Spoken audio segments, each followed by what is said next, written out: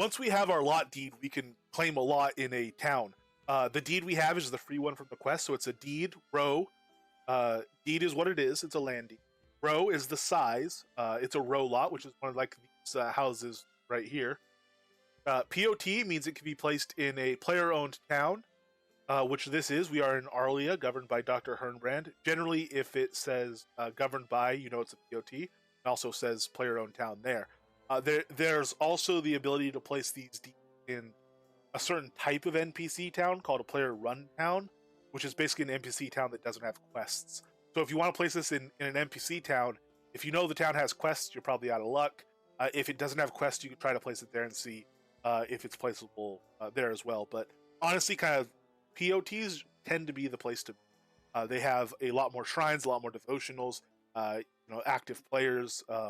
The governors a lot of times will even be quite accommodating if you want maybe a little special attention. Maybe there's a tree that's kind of poking through your window.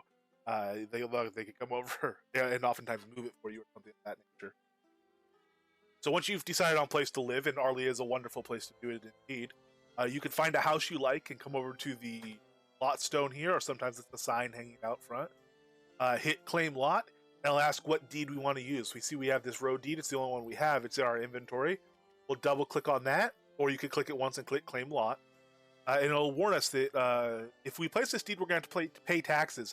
250 gold a day for a row lot. Larger lots have higher taxes. A village lot is 500. A town lot is 1,000, and so on. So as you get larger lots, you have to pay more taxes. The good thing about a row lot and even a village lot is your taxes are pretty much covered. If you go do the daily tests at the Oracle every day, that's 500 gold per day free that she'll give you for answering correctly on your test, and that'll cover your taxes. And once you get out of Soulless Bridge outskirts and you've earned this deed, earning 250 gold isn't that big of a problem. You'll be able to go out and do some adventuring and get that gold and pay for your taxes. So we do want to claim it. We're going to click that. They're going to inform us that this is a player-owned town, like we mentioned before, which is actually what we want. But you can be evicted at any time by the owner. Well, not by this owner. And Dr. H is unlikely to evict you at any time, but it is technically a power the governors have. It's their town. They can evict you, and they do it for a number of reasons. If you haven't been active in a long time and they want to reorganize the town, they might evict you. If it's a merchant town and they require you to have an active vendor and you don't update your vendor, that might be a reason they'd evict you. But generally, it's not something to worry about. And oftentimes, you'll get to know the governor of the town you live in, and it'd be an odd thing indeed for them to evict you. If for some reason it does happen, your entire house, as you have it deco, gets kind of packed up in the property manager, which we'll look at in a moment, the magic mover as it's often called. And you don't really lose anything. If anything, they might save you a day or two on your taxes, and somebody might claim the lot that you got kicked from. But it's not something that usually happens, and when it does happen, it's not usually any sort of. So we're not really concerned with that. And yes, we are sure we want to claim it, so we're gonna go ahead and do that and claim it. And now it says I've successfully claimed the lot, which is great. If you'd like to change the house on this lot, you'll need to acquire a house deed. So we placed our land deed. If we had a house, we'd be able to change it to a different style, which would be quite useful. So right here, we're still at the row stone. Our menu has changed since we've claimed it. We can open that menu at any time by hitting lot stone again. And where it says change house, if we click on that, you see our house here, and there's arrows to the left and the right. We don't have any other house deeds in our inventory, so we can't change the style. But let's say we wanted a 2-story storefront row home here. If we made one, that's a craftable home. So a lot of homes are craftable. If we made one, we could install it here instead. If we bought one from another player, we can do it. If we went to the crown shop and bought maybe like a really cool, maybe we do want a store, but the 2-story row home isn't enough for us. Maybe we want the storefront 4-story with this brickwork, so we have a little living space above our even larger store. 2 stories of living space and 2 stories of store space. Or maybe we want this real classy storefront greenhouse. The upstairs works as a greenhouse. You can grow crops in there at an accelerated rate. Big, beautiful windows up front. Oh yeah, let's get some Kodos. Let's get that one and install that one. Whatever house you like, whatever house you need, from the simple one that comes with it, all the way up to the most fancy row homes, you can just cycle through as long as it's in your inventory, and you'll be able to plop it down right on that lot. Your taxes will remain at 250 gold per day. Those won't go up and down based on what's on it, and you'll have whatever house you like to deco and put your vendors in, put your merchants in, put your NPCs in, or your pets, or your deco, or whatever. You can switch it around like that. Um, Notice we have 59 days remaining on our house. That is a good chunk of time, but we're also past due 250 gold. So basically, you have a 2-month grace period when you place your lot. So I am past due on taxes. I would have to, if I pulled up this house, I wouldn't be able to place a deed again until I paid all my past due taxes, which in this case is 250 gold. But I'm not going to lose the house. The house isn't going to fall to back taxes for another 60 days. So they give you a nice substantial grace period. If you don't pay your taxes and you run out of your grace period, you run out of days remaining, and your house does fall, that's okay. It goes to the magic mover just like before. We'll look at that in a moment. You can place it down. You don't lose any deco, anything like that. It's not a big deal if that does happen. But another thing you can do to make sure it doesn't, because like I said, the only thing that really could happen is someone could swoop in and grab your lot. If you don't want that to happen, you actually prepay your taxes. So we could pay the 250 that were past due, and now we're at 60 days again. Or we could actually prepay all the way up to several months in advance. But we don't have that much gold. It's 250 a day. We only have 2,000 gold. So let's just give ourselves an extra 5 days. That's going to cost us 1,250 gold. We'll make that payment, and now we have 65 days left. And we could actually get this quite high indeed. Over 200 days you can prepay. And that's definitely an option if you don't have to worry about taxes for a while. Incidentally, this lot deeds menu by default, anytime you want to open it, you can press U on the keyboard, as long as you're not in another active menu like that. And it'll pop up and you can see it. You can pay those lot taxes from anywhere in the world. As long as you pop up this menu, you can pay the lot taxes. You don't have to be directly by your house to do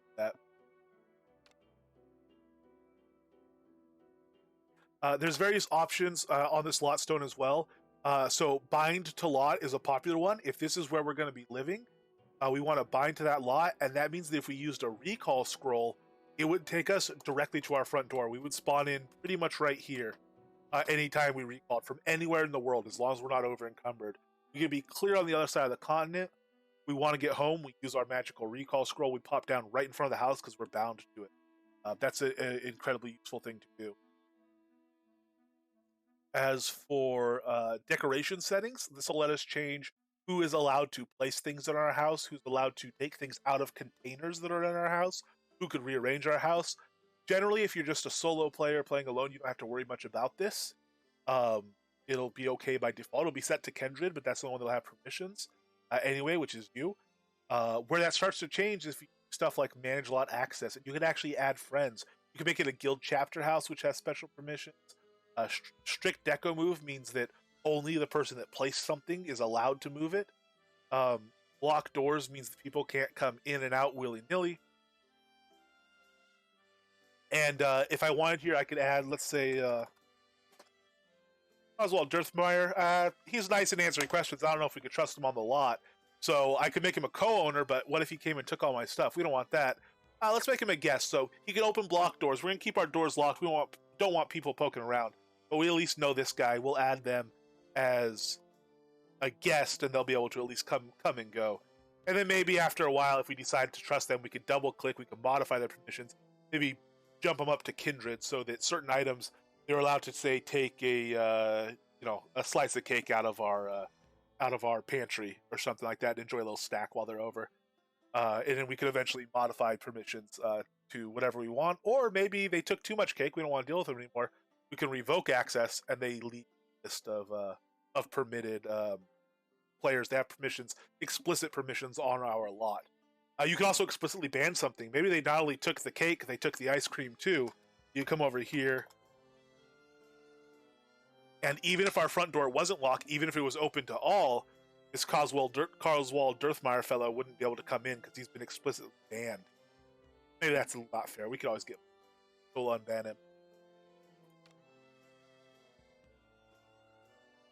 There's also a decoration log. If you do have multiple people on a property with different permissions, maybe something seems like it's gone missing, you could check the permissions log, and it'll say if somebody put something down or picked something up, it'll be entered in this log. Oftentimes what might happen is somebody might move something inadvertently, because they're moving their panning around or something like that. And they accidentally drag something. I've done that plenty of times, and it kind of gets lost. And someone thinks, "Oh, this has been taken." Really, it's just been accidentally shoved halfway across the room and put in a weird location. So decoration log can be useful for figuring that stuff out. So can something called the decoration palette, which is more of a feature of the housing system rather than just claiming of a house. So we'll talk about that elsewhere as well. Um, but as far as claiming of the house goes, another thing you might want to do is unclaim your lot. You click that, you can do this. If you just unclaim this way, the deed will be returning to your inventory, and everything on your house will be sent to the bank. And it'll just be a big mess in the bank. Or oftentimes, what you want to do is not actually unclaim the house, because you might have actually come in here and done quite some nice deco. You got your pepper sitting around. You've got a lovely dagger on the wall. This is far too much deco to. We don't want to have to do this again. Oh, look at that! In fact, you know what? You might even have some of these. Look at this! Oh man! Now, not only do we not want to lose this deco because it took too much effort, but the folks from Better Homes and Gardens are coming to do a whole magazine spread on our wonderful deco. There's no way we can lose this. So even if we want to move house, we don't want to have to redeco all that because we'll never get it just as perfect as it is right now. Cool thing we can do is come over here to the property manager, and we could actually take this entire house and drag it over into the storage for the property manager. So if we hey okay. So if we take this row house here, just drag it over, it'll say this property uses a default house. So this is one thing. Different towns do have slightly different default houses. If you store a default house from one town and then move it into a default house in the other town, you can get some slight mismatch to where your deco lines up. The houses can be slightly different. Usually, you're not gonna have a default house. You're gonna have a custom house, like the storefront row home or something we talked about. This usually isn't a big issue, and here it's not because we're moving it to the same style of house. So it says, "Are you sure you want to store the current contents of default row house of your lot, deed, row, POT, tax, no trade?" And yeah, we do. We want to send it to storage because what we decided is this sun comes in midday, and this entire room right here through this window, baking hot, no good at all. Can't hardly exist in that. Too hot. Don't have indoor air. No good at all. Don't want this house. So what I'm actually going to do is come here. I am going to unclaim my lot, get my deed back in my inventory, and I'm going to go over here where the grass is greener, which is ironic because it's got a lot less sun on it. Look at the beautiful shade right here. You're not going to be baking in this front room. That's going to be a wonderful, lovely environment. We're actually going to claim this lot instead, and we're just going to move our house to a different place in the same town, and we're going to put down our deed. You notice it says we're past due on our taxes again? Well, we actually have a tax credit because when we dropped our old house, all the prepaid taxes went into our tax credit. We didn't lose that money. Even though we prepaid, it's not going to bind us to that specific lot. If we pull up the lot, we still get that tax credit. We can't get it back as gold. We can only use it to prepay taxes. But if I come here and want to prepay $1,250 gold, that comes out of our tax credit. And you see we're still prepaid. Oops, I paid a little much, but we're prepaid again, and we have 67 days, which is quite nice. Now, if we have this new lot claimed, and we want our old row home there, all we have to do is drag and drop it right back on, and it'll say, "Do you want to, it'll warn us about the default house again. Say, do we want to unpack this default row house onto deed, row, POT, tax trade, and then anything you have in the current house will be sent to storage. It'll be sent to your bank if we had decoed it, but we haven't decoed yet, so it's fine. Except that's a little bit default row house, deed, row. The names are kind of a bummer. So another thing we can do in Property Manager is rename the deed. So let's call this our Arlia house. And this default row home, let's call this Best Home and Garden. Just so folks know what they're in for. So now if we had multiple properties in multiple towns, or multiple properties in the same town especially, it's actually quite convenient to be able to drag this over. And now it'll say, "Are you sure you want to move Best Home and Garden to your lot Arlia house?" and the current one, which is the default one, is going to leave. So if you use that to rename your properties, especially if you get multiple properties, it'll be a lot more convenient and a lot more intuitive, and make you less likely to make mistakes as you're moving stuff around. When you only have one house, it's not necessary. It can be nice. And then on this, we have a 30-second cooldown before you can do anything else. That's really just that so that folks don't switch stuff back and forth and try to cause bugs or problems or server lag or anything like that.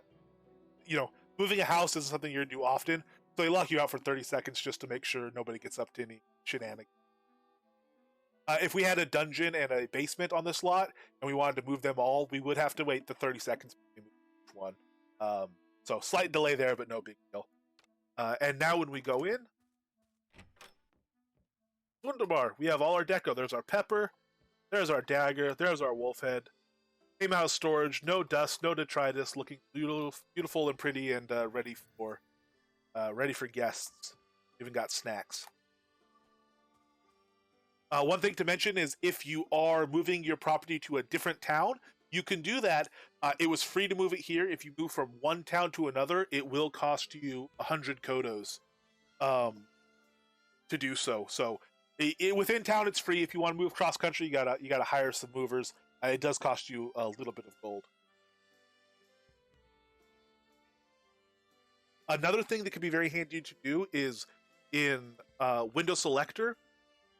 Vendor listings in zone is down there, but there's also just a list of lots in zone under lot listing. And we can see if we scroll through everybody that lives in zone. And it's also an easy way to find available lots. You can click on one, say set compass destination. It'll pop up a little cursor, and you can try to find. You would find the house, especially handy in cities where you might want to live. There's only one available town lot here, for instance. We don't want to look over the whole town for it. If we wanted to place a town lot, you can click on that, set compass destination. It'll pop up the cursor. We know, oh, we can go over here and see if we like that lot. That's the only town lot available. Let's see if it suits our need. So that can be quite handy from the lot listing. You'll bring this lot listing up from the window selector. You can talk to the town crier, and it will come up. Or I've actually bound this to my home key to very easily be able to bring it up. Useful window. And if we scroll down here, we have all the folks that live in town, all their houses, including ours labeled Arlia House. You remember we changed the house name to Arlia House, and that's what it's called. Well, let's say we did want to have a vendor here. Someone might go to this vendor listings in zone and find our vendor and get directions to go there, and that's all well and good. But let's say we didn't want to have a vendor, but we still wanted people to come visit. And let's say we were one of these people, like Dr. H. He's the governor. He's got a bunch of houses. Oswald has a bunch. I don't know. He's not the governor. I don't know why he thinks so many. But let's say they wanted to come over to this house, and we had multiple houses. How do they know what property to come from? Well, that's another good reason to rename your. You give it a unique name. So maybe after we had a few more houses here, this stops being our residence and becomes the Jack Elia Wet Dirt Moist Soil Emporium, and people want to visit our Moist Soil Emporium. We could rename it to just that, Moist Soil Emporium, and they could visit away. And they would just click on it, find it, set compass destinations, and they'd get a little marker that tells them exactly where it is. Incidentally, once you have a house claimed in a town, if you bring up that town's map, you'll also have a little marker showing where your house is. Because I will admit, I have placed a house in a town, gone out adventuring, come back, and thought, oh gee, where do I live? So that could be quite handy as well.